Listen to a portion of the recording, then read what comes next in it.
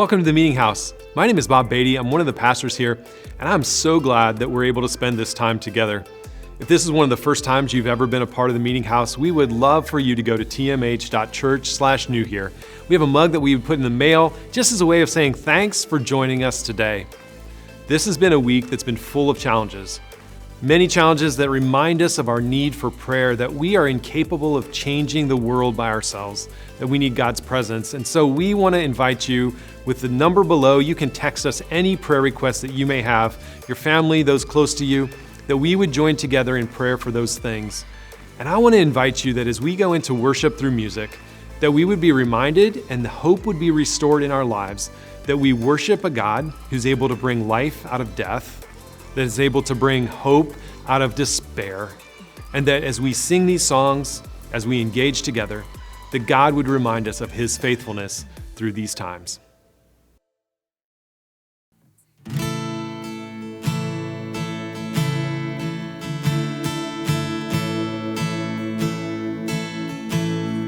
And I searched the world, but it couldn't fill me. Man's empty praise and treasures that fade are never enough. Then you came along and put me back together,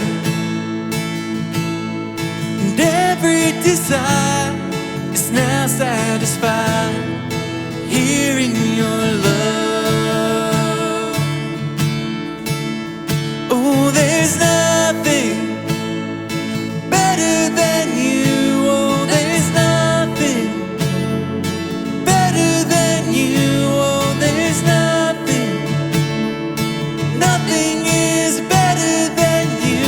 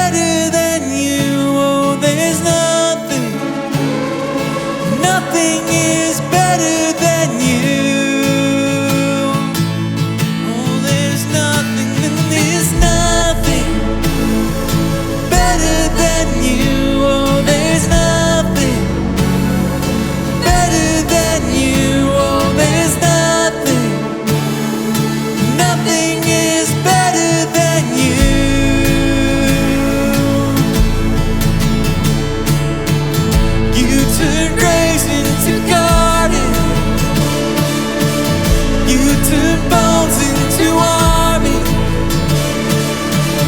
You turn seas into highways. You're the only one who can. You turn graves into gardens.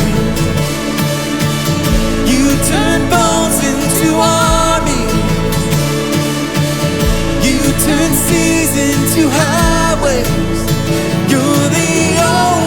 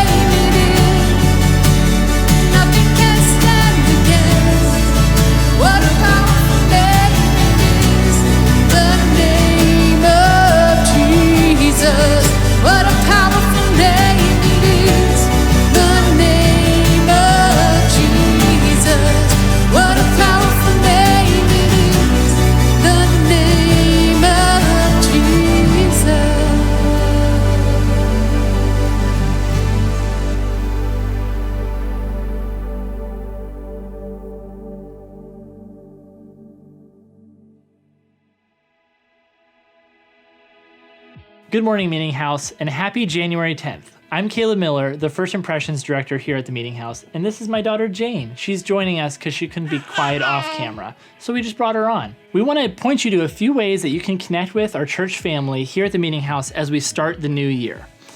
Hi Jane, how you doing? The first one is the midweek prayer Zoom that we're having every Wednesday at 12:10, and you can hop onto that by finding the link on the website, the front page of the website. The midweek Zoom starts at 12:10, which you would think, why 12:10? That 10 minutes is important because that's the chance for you to make yourself a sandwich or get ready for lunch and then hop on. And as a church, we want to connect through prayer, whether you have your own prayer request or your own praise, or you just want to be there to support one another. We value praying with and for one another as a community. The next opportunity I want to point you towards is the Continuing the Conversation Zoom happening directly after this live service. That's a chance for you to step in and engage with the guests that we had on, ask them questions, engage with some of the points that they made, and talk to other community members, just like we normally would after church on a Sunday. We also want to remind you about the Facebook groups. That's another way that we can connect as a church family throughout the week, whether you're posting a video of your kids singing to some of the worship songs, or just have a thought throughout the week that you'd like to share. That's a great way to connect, and whether you call the auditorium, the sanctuary, or Dillsburg your home, there's a group for each one of those. Or if you want to, you can just join all three. Lastly, we want to say thank you for your consistent generosity throughout last year. If it wasn't for you, we wouldn't have been able to have a year where we were able to give to organizations that were doing good work in our community, or support the mission of our church by helping people find life by following Jesus. So for that, we really are grateful. If you want to continue to give, there are multiple ways, and you can find that through teamh.church/give. Jane, you want to say thank you? Say thank you. So thank you, church. We hope that you're encouraged and inspired by today's message. Feel free to let us know you're joining us today by dropping a hello in the comments for me, or more importantly, for Jane.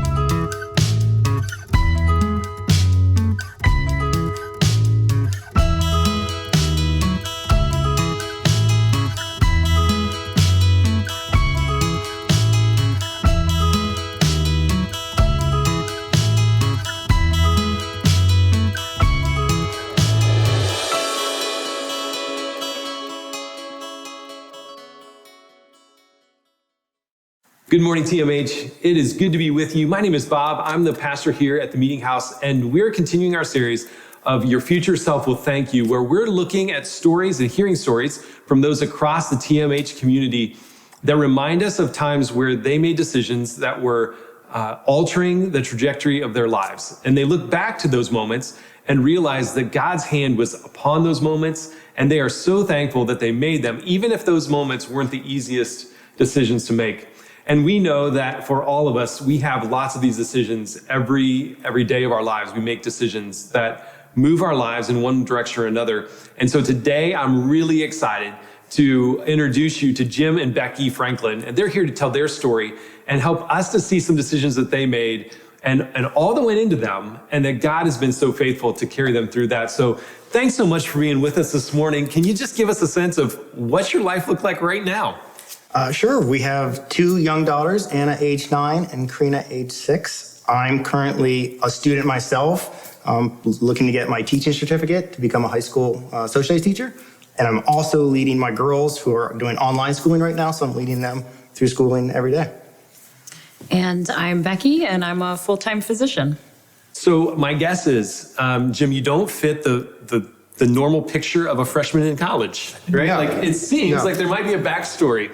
Take us back in your life, way back maybe, to kind of the places where you began to see your life begin to move as God began to awaken you, and maybe tell us a little bit about your spiritual journey and just how you even got to a place where God had your attention enough to ask you to make some changes in life that would alter the course of your family. Yeah, life certainly has changed over the past 10 or 11 years. If you go back to 2009, 2010, Becky and I were both professionals, new in our careers. I was a lawyer, and she was starting as a physician. At that time, we were trying to make ourselves as professionals. My faith was not where it is today. Coming out of college and law school, I did not have a strong faith. I had actually gone away from the church. Even though I grew up in the church, I went away from it. I just struggled with how science and religion fit together. Can they fit together? Did I have to believe in the nursery school version of the Bible, or was there something more? And so I really struggled with that, but I eventually, with Becky's help, found my way back. But I still had a lot of doubts. And one thing I struggled with, and ironically, our first sermon we heard at TMH was about margin and creating space for yourself, creating space for God. And that was at least 6 years ago, probably.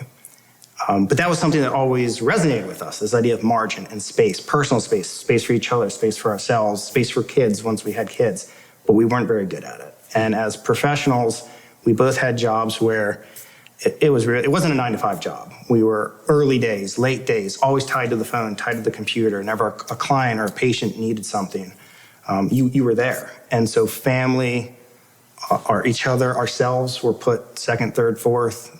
God was pushed back. It just, when did you have time? It was a struggle to find that. So starting a few years after we started our careers, so 2014, 2015, we would regularly come back to these conversations every couple of weeks, every couple of months of long-term, is this sustainable? And we struggled with that because every time we'd have the conversation, it would seem like, no, this isn't, but how do you walk away from this position? We've worked both so hard. How do we walk away from that? Who's going to walk away from that? How is that possible? Culture says you shouldn't do that. You don't go through years of schooling to turn down that job, to cut your salary in half. What would society think about one of us doing that? What if I did it? How would that work? What if she did it? And so it's something that we knew was an issue, but we never pulled the trigger. We said, now's not the right time. Let's wait a little bit longer and figure it out. And it's just something we continually struggled with. And looking back on it, we each had separately kind of nudges at our heart that we didn't, at least I know I didn't fully recognize at the time, but now I know that God was preparing my heart for that conversation, for that decision. And I still struggle with it today. I wasn't good at taking the time for myself to listen for God in the everyday, to just have that quiet moment. I didn't have time for a quiet moment. There wasn't a time when the kids didn't need something, when I felt like I wasn't being a good husband or, doing work, thinking about work. I couldn't flip that off switch. So we kept coming back to it, but always put it off. And just, we were thinking, do we hire a nanny? That just wasn't something we were interested in. We felt like we were already taxing grandparents for babysitting. And we had immense guilt about that because there'd be multiple times where she's at work at 8 o'clock, I'm still there and I can't get home, and now you're asking grandparents again. And they've raised their kid, so we had a tremendous amount of guilt. And we were struggling. I know I was struggling spiritually. I felt like I was a bad husband. I felt like I wasn't there. I was missing moments in my kids' lives. So eventually, every time we'd have this conversation, we got close to the point of we need to do something, but what? And then around 2018, my firm was changing their business model slightly. And it was a good business decision, but they were trying to become more efficient, which meant lower headcounts and then expecting a higher workload from the attorneys that were still going to be there. And they made it clear to me that I had an opportunity, and I had a very successful legal career. I was good at it. I've come to learn I didn't enjoy it as much as I thought. I didn't enjoy every aspect of it. But there's an opportunity there for me to stay and to receive a promotion. And I remember when I told Becky about it, both of our immediate reactions were, one, it wasn't of joy, which I thought was telling. But also we thought, well, this is the moment. We can't take on more work, more time at the office, more time away, or something's going to break. We feel like we were putting our fingers in the dam, trying to stop the leaks, and something was going to crumble. Our personal mental health, our spiritual health, our relationships, something. So that's when we really started taking the time to, and I'll speak for myself, find time to listen to God. That's where I made a dedicated decision that on the way to work, I'm just going to turn off the radio. The few moments when the office wasn't ringing, I'm just going to shut the door. I'm just going to take 5 minutes and try to listen, try to figure out what is this tugging at my heart? What's going on? What's God trying to say? What's the right decision here? Shortly after that, I remember Becky and I had one of our regular discussions about, is this sustainable? And she looked at me and said, what would you do if you could just do anything? Don't worry about family, don't worry about money, just you could do anything. And I remember, almost before I could think, which is probably the good thing, it just blurted out, I'd be a high school teacher. And she's like, why don't you just do it? I said, no, I'm too old. I've been out of school for 10 years. I don't want to write a paper. I just know that doesn't make a lot of sense. You don't start over. Shortly after that, we were at church here at the Dillsburg campus, and the sermon that day just happened to be about not letting fear control you, not letting fear or the fear of change, and I hate change, prevent you from pursuing, and one word they mentioned that stuck with me was your passion. And instead leaning into God and letting your faith in God, not making an irrational decision. And certainly this is something that we had struggled with for years, and running through budgets and just praying about it, eventually becoming better at praying about it and talking, but leaning into God that you're not going to let fear prevent you from doing something that you think you should do. And I remember we walked out of church that Sunday and got in the car, normal parking spot, kids got in the car, and I just sat there. And for me, it felt like an eternity. Kids in the back, Becky in the passenger seat, and I just sat there, and I'm thinking to myself, wow. Like, they could have entitled that sermon, Jim, this sermon is for you, and it would have fit. Now, I knew God didn't make anyone write that sermon for me, but it was, I think, another way of just to listen, right, to appreciate what was being said. And I turned to Becky and I said, I think I want to do it. I think I want to go back to school and become a teacher. And so that led to further discussions, and we made the decision. So in talking about this, does she go part-time? We realized that she likes her job. I didn't really like my job. So it just made sense. And it's felt like finally, once we committed and trusted God, just committed to making this change, it felt like just a weight was lifted off our shoulders. It seems like it would be really difficult to be living a life at that pace where things were happening so fast, there's no margin. And all of us know that when we begin to get to places where we aren't caring for ourselves and are unable to manage life well, we turn to something to help us manage, or we find ways of managing it outside of boundaries that are healthy. And I know for you, there were some of those things that began to kind of creep in, and that you began to notice, if I keep going this direction, this is not gonna be a good path to go. Would you just be willing to kind of let us in on where was your life going to cope with the pace at which you were running? I'm just trying to balance everything. I found myself turning to alcohol.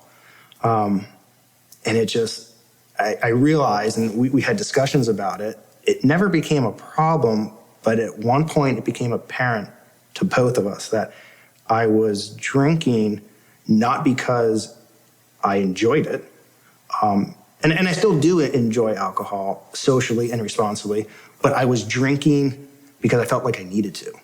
I needed to have that drink pretty much nightly. Not 4 or 5, but a drink, 2 drinks, to bring myself down, to bring myself off that intellectual high of work, to take those 2 moments to almost try to cram margin into my life, and I'm going to use alcohol as my vehicle, that I'm going to try to get some calm, even if it's momentary.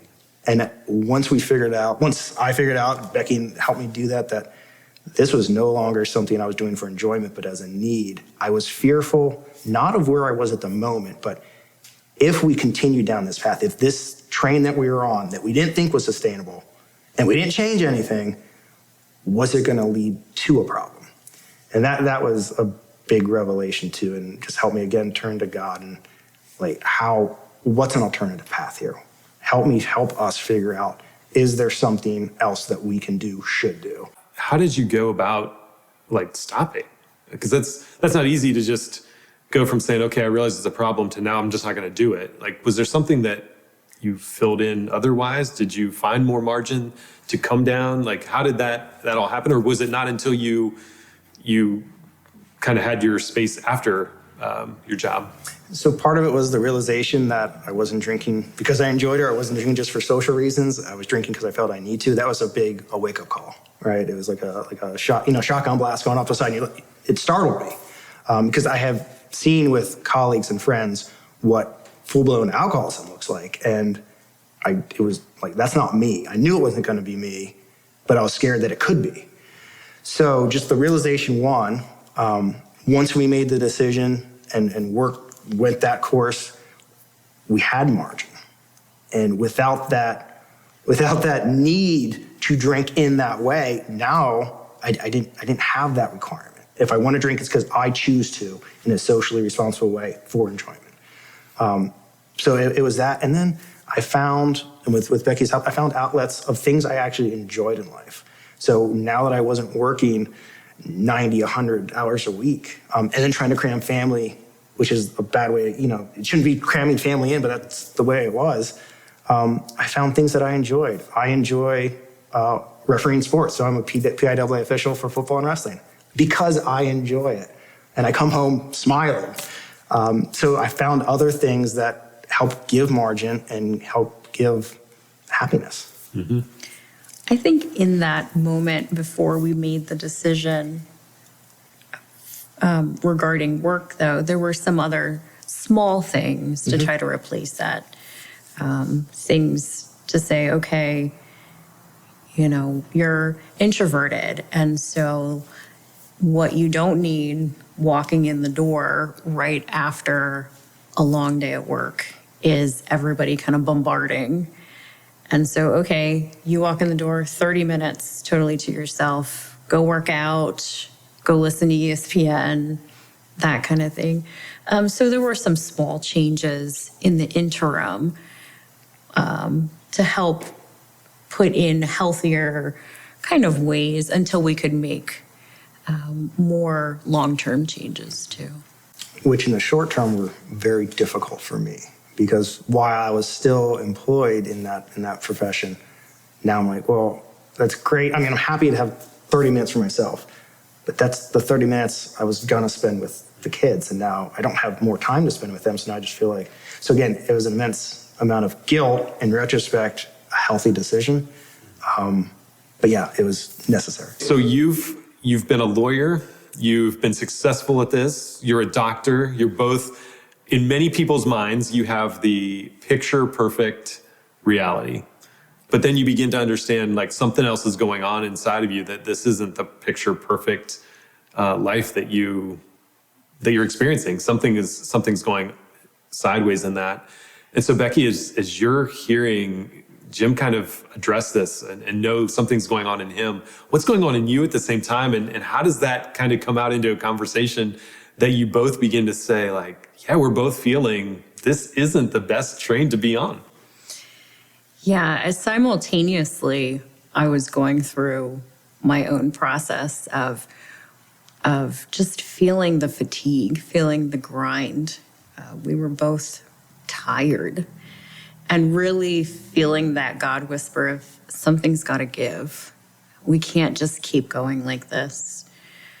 Especially after the girls were born and being away from them so much. And so towards the end of my residency, I started thinking about what more long-term positions were going to look like, and knowing and feeling, and I started thinking, should I go part-time? Because this just wasn't sustainable. And that's the word that kind of kept coming back, was this isn't sustainable. And so, well, Jim was going through a similar process, and we started having conversations and me asking him that question, well, what would you do if you could do anything? If money was no factor? I was actually really relieved when he said that he would probably step away from the professional life and potentially look at something else, because in my heart, I didn't really want to go part-time. I really enjoy what I do. I do feel a calling to what I do. And so there was that relief, and I was actually pretty happy about it. And we know that none of these decisions get made in a vacuum. Certainly, you guys are talking together probably constantly or much more regularly as time goes. But there are always people that we pull into those conversations to say, help me know if I'm going crazy, or help me to process this. Is this making sense? Help me to pray through this. For you guys, who was that group? Who were the people that leaned in with you to say, let's listen to God together, and we'll help you process this and come out on the other side of it with some decisions, and certainly a group that will uphold you in the midst? Yeah, certainly there was a group of people there for us. And that's not easy for us. We tend to be introverts, small group of close friends, but we don't like to share our problems with a lot of people. But in this circumstance, we found, first of all, our small group, our circle group, was just immensely helpful. They may not know it, but they helped us really figure out that we had a problem. In that we didn't know what was going on in each other's lives, right? We would have to go to circle group to find out how she was doing, and then she would find out how I was doing, which was a funny joke, but very sad at the same time. And then for me specifically, it was helpful to have a group of guys that I could trust in and share my concerns, my doubts of what would this mean for me as a father, a husband, a man. And so Pastor James, as a friend and a pastor, was immensely helpful. Milan, Mark, Drew, Nate, just to name a few, and I'm sure I'm missing some people, but mostly we'd have breakfast meetings, because if I just got less sleep, that was time I could fit in then, because I didn't have margin or was very bad at creating it. But just those times when I could ask them, like, what do you think less of me? What do you think? Am I making a stupid decision? Are we making a stupid decision? Does this make sense? I feel like God's leading me there. What do you think? Just having that, someone looking back at us, at me, and saying, you're still worthwhile. And don't let fear, if you think this is what's right, you guys have thought about this for years. You've prayed about it. You're learning to pray about it. You're learning to listen to God. If you think this is what's right, don't let fear control you from actual happiness. And without them, I don't think I could have done it. Yeah. And when you think of the fear that you experienced, have you been able to reflect at all on that, of what was behind the fear? What were you fearful of? What were the challenges that you had to get your mind around to go, it really isn't as scary as I've made it out to be, or the potential of what it could be. But those fears are legitimate, right? They're right there in front of us. What for you guys did you experience as the fears that were really important for you to overcome in taking that step? Well, for me, it was what would society think? What would my family think? My friends think of gender roles, traditional gender roles, and kind of bucking that system. And it was just a lot of it was money. Were we making a foolish decision to cut our salary in half? Who does that when they don't have to? And in fact, I was being offered more money, except there was a price tag for that, right? And that was, they say, time with family is priceless, and it's true, but it certainly is interesting when someone actually puts a price tag on that. And, is giving up just a little bit more, what's another hour a day? And it was realizing that for us, saying no to something. That was huge for me, is a fear of saying no, a fear of giving up what we already had for the chance of something much greater, personally, professionally, spiritually, as a family. But that's a risk, and I'm not a gambler. And putting my faith in God, putting my faith in us, was challenging. But once I learned, and I still struggle with this, once I learned to take that time to listen for God and lean on him, and then have faith in ourselves and just not let fear control my everyday, I felt free. And I still feel better. It's like that cliche with that weight coming off your shoulders. And the moment when I told my boss that I was not accepting the promotion. He said, well, this means we have to let you go. And I remember we had this conversation, and he exactly said, so you're telling me your decision is you don't want the promotion? I said, yes. He said, can you at least say that without a smile? And I looking back, I felt free. That's the best way to describe it, is freedom. That is awesome. And Becky, so for you make the decision. You guys decide this is the direction you're going to go. What did that do for you? Was the same freedom kind of across the family structure? Did you all kind of feel it? Was it oh, he really did it kind of thing? Or where were you after he gives you the phone call and says, all right, I told the boss I'm not taking it and I lost my job today? I think that we were ready by the point of actually making the decision of having that ball drop or however we want to describe it. We were ready for that to happen. I think looking back, there was initial fear because it almost seems like, well, my life is written in front of me. This is what I'm supposed to be doing. Before we had made the decision, you had made the decision to step away. We made the decision. And it being such an intentional decision to take a completely different path, to put the brakes on, to say, no, I'm going to step off this path, which seems so clear. But at the same time, I don't necessarily like what may be at the end of it, and step onto a path which we think is going to be a lot better, but we've never walked before. So there was excitement, there's always fear in the change and the unknown. A lot of those mixed emotions all together. Just learning the new dance of relationship and morning routine, and who wakes up the girls, who makes the coffee, who washes the dishes after dinner, who bakes dinner. Just those relearning the steps, relearning a new dance. So there's always a little bit of fear, I think, in that unknown, that it's untraveled. But at the same time, simultaneously, there was peace, and there was joy, and there was just kind of knowledge that that's where God had been leading us. Mm-hmm.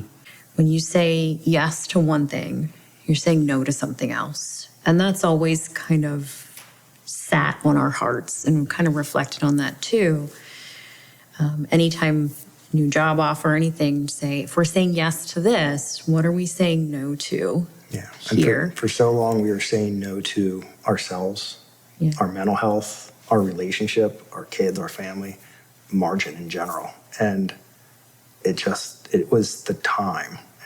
God allowed it to be the time, allowed me to be ready for it to be the time to finally say yes to us and no to something else, no to the societal pressures, no to the job. And wouldn't change it. Hasn't been, all rainbows and unicorns, but wouldn't change it for the world. Mm-hmm. So give us a sense, what's a day in the life of the Franklins look like today that would be different than it would have looked like 5 or 6 years ago? Yeah, and certainly with COVID, it's even more different than who would have predicted that? But if it's a school day, our kids are enrolled in their district's online charter program. That was just the best decision for us, in large part because of the margin I have. So I get up and my focus is I get up and I usually work out in the morning. That's part of the me time. Use that quiet time as well to connect with God. And then if my focus is on the kids, it's the role of breakfast, and we start school. And because I'm there and we're doing online, we typically get done earlier than a normal school day. So then it's Lego building, and then it's learning who likes the crust on their sandwiches, which the fact that I love that I know that I love. Becky is Monday through Friday, she's going to work and helping people and providing for the family. And I don't know who likes crust on their bread and who doesn't. But dinners together, and weekends, and usually Friday evenings, depending on the sports season. I may be off reffing a sport, but And then that's my time. That's her time. With the girls to pour into them, and sleepovers in the living room and things like that. So I can't help but thinking to the passage of scripture that came to my mind as I was listening to you tell your story is this passage where Jesus comes walking on the water and the guys are in a boat and there's a storm and Peter is ready to step out of the boat and the rest of the disciples are scared to death in the midst of it. And I'm sure that Peter was scared as well, but something happened when he actually put his feet on the water and realized that he was walking with Jesus on top of the water. And for every one of us, no matter who we are or what our story is isn't going to look like your story.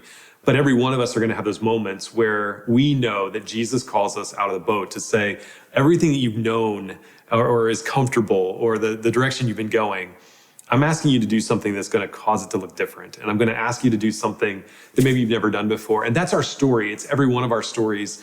And so our hope in the midst of hearing this is like Peter and like the Franklins, which I so thank you for your vulnerability in sharing the story and realizing all the things that as you're speaking, I'm going, yeah, I've been there. I've had those feelings. I've had that sense and knowing the margin that gets just so slim and that often the wheel that we're on is the very thing that we're afraid to step off of because we have no idea what our feet are going to hit.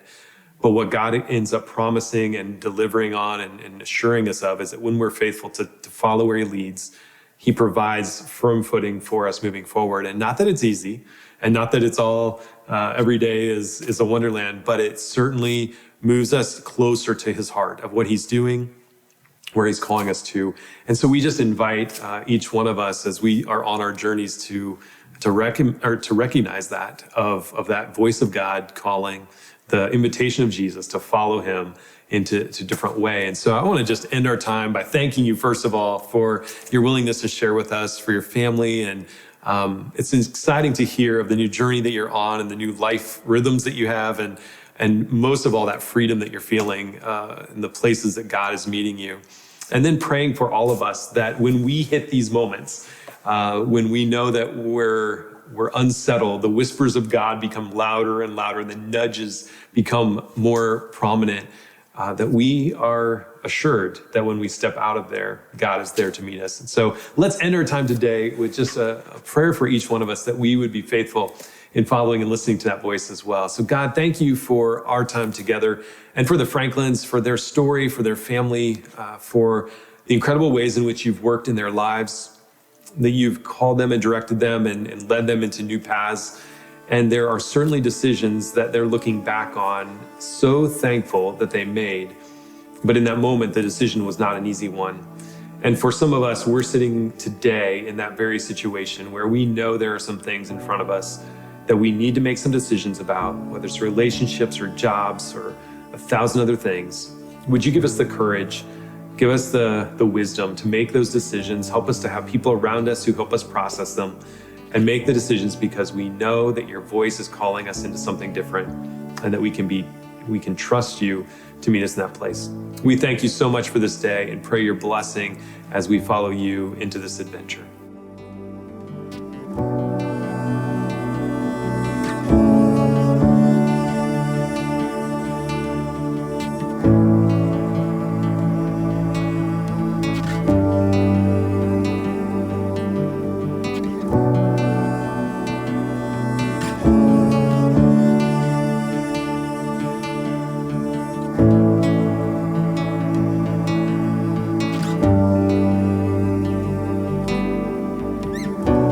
Call me out upon the waters, the great unknown, where feet may fail. And there I find you in the mystery, in oceans deep, my faith will stand. And I will call upon your name and keep my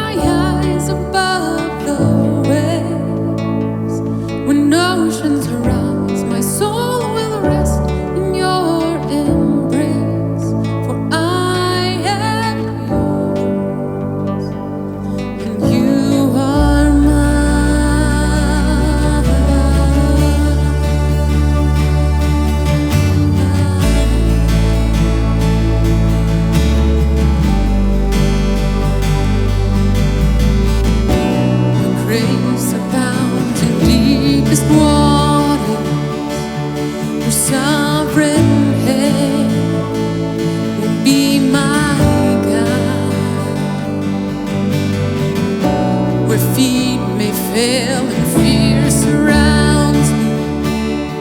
You've never failed, and you won't stop now. And I will call upon your name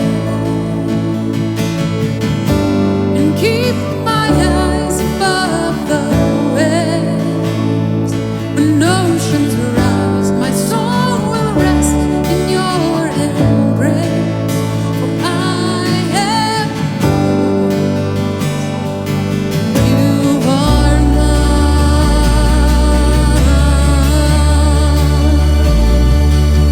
I'm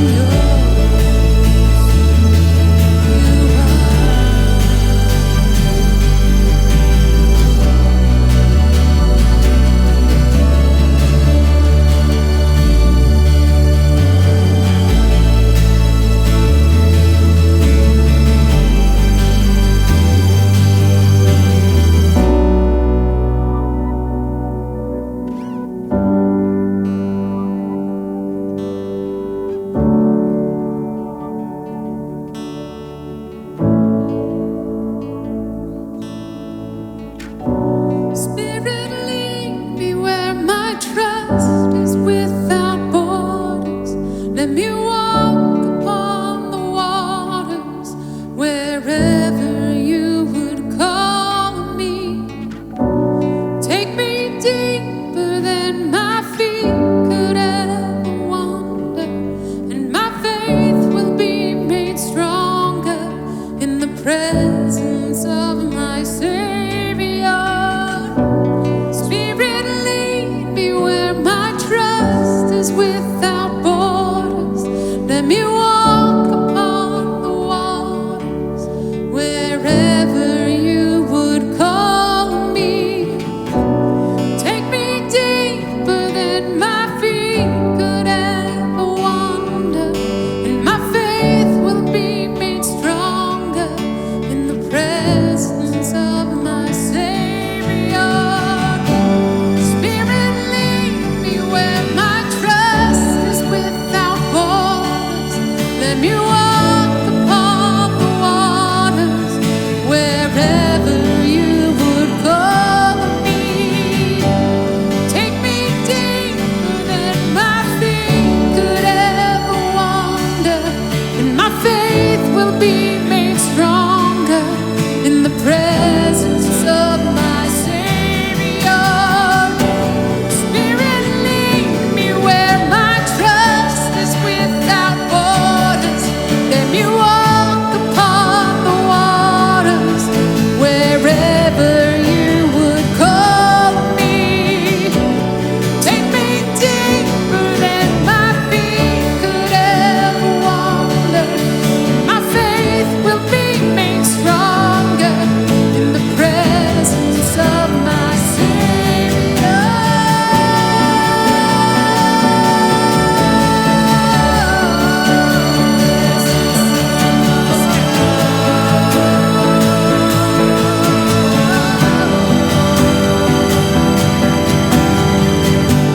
And I will call upon your name and keep my eyes above the waves. When oceans rise, my soul will rest in your embrace. For I am yours, and you are mine.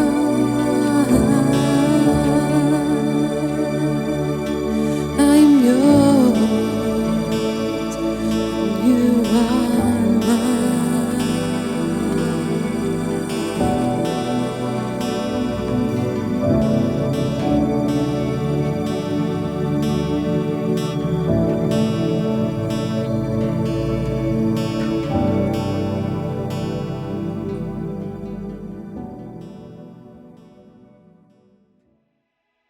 Thank you so much for tuning in this morning, and a huge thank you to the Franklins for sharing. If you would like to continue the conversation, please visit the link below, tmh.church/Zoom. Also, if there is any way that we can pray with you and for you, please don't forget to send those in text to the number below. Thank you and have a great week.